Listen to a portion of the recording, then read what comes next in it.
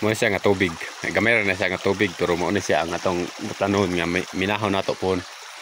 Ato di siyang minahon. Gitrabaho na ni siya atong mga kauban na panas naman oh. Kani mo na siya panas. Mo na siya pinakaubos na gid sa kuan. So ato ni siyang butangan dito og sundo yung alulod sa ibabaw. Parang ang tubig diretso diha kana diha nga portion muna itong bungkagon. Bungkagon ta na diha nga portion. So hulat-hulat lang sa ta pero hulat-hulat lang sa ta sa langin kay lisod kay ta karon.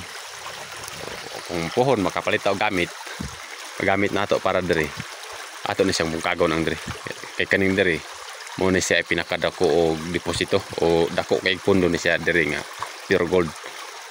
So, abang-abang lang mo mga ka-hunter kay pag mabungkag nato ni diri update ato gyapon ni siyang i-upload, ato gyapon ni siyang videohan diri.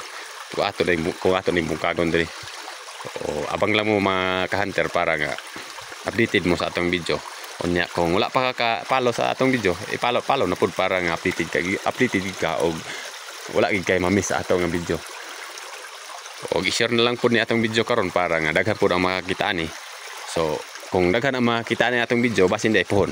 Kay atong trabaho illegal man basin day magpreso ta.